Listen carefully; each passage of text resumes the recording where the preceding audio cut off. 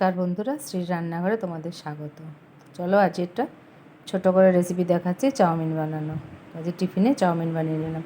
সব সবজিগুলো কেটে নিয়ে ভালো করে দিয়ে কড়াইতে ভাজা বসিয়ে দিয়েছি।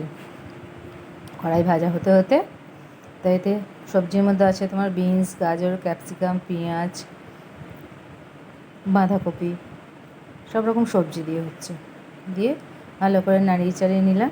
নিয়ে এবার সাইডে আমি চাউমিনটা সেদ্ধ করতে দিয়ে দিয়েছি। সেদ্ধ করে 2 মিনিট ফুটিয়ে নিয়ে জাস্ট জলটা ঝরিয়ে এই দেখো চাউমিনটা জল ঝরানো হয়ে গেল, পুরো সলা সলা রয়েছে, ঝরঝরে চাউমিনটা আছে, কোনো লেগে যায়নি একটার পর একটা করে নিই।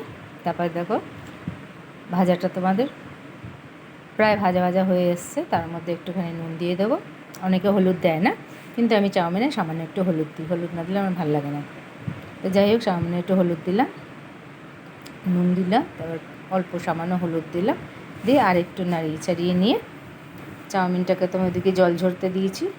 জল ঝরা হয়ে গেলে ভালো করে দেখো মশলাটা নাড়িয়ে চাড়িয়ে নিলাম। নিয়ে এবার আমি চাউমিনটা ওর মধ্যে দিয়ে দেবো। দেখো কি সুন্দর ঝুরঝুরে চাউমিন দিয়ে পুরো চাউমিনটা এর মধ্যে দিয়ে নেবো। তা তোমরা কে কোথা থেকে আমার ভিডিওগুলো দেখছো আমাকে জানিও। লাইক, কমেন্ট, সাবস্ক্রাইব করো, আমার চ্যানেলটির পাশে থেকো। আমি নতুন, চ্যানেলটিকে এগিয়ে নিয়ে যাওয়ার জন্য আমাকে সাহায্য করো বন্ধুরা, সবাই আমার পাশে থেকো। এই দেখো ভালো করে চাউমিনটা মিশিয়ে নিচ্ছি। মিশিয়ে নিয়ে প্রতিটা চাউমিন যাতে সুন্দর করে সবজির সাথে সব ভালো করে লাগানো হয়ে যায়, মেশানো হয়ে যায়।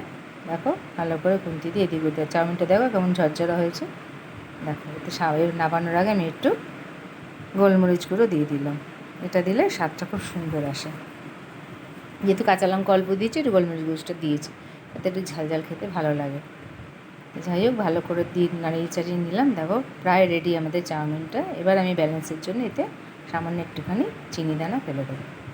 চিনি দানা দিয়ে দিলাম, দিয়ে ভালো করে নাড়িয়ে চাড়িয়ে নিয়ে এবার আমি চাউমিনটা পুরো রেডি হয়ে গেছে। তোমাদের টিফিনে এমনি কার কার চাউমিন ভালো লাগে তোমরা জানিও। চাউমিনটা তো সবাই আমরা ঘরে বানাই টিফিনে, চটজলদি রান্না, বেশিক্ষণ সময় লাগে না বানাতে। তা চলো আজকে টিফিনে চাউমিনটা বানিয়ে তোমাদের রেসিপিটা দেখালাম। কেমন লাগলো বলো।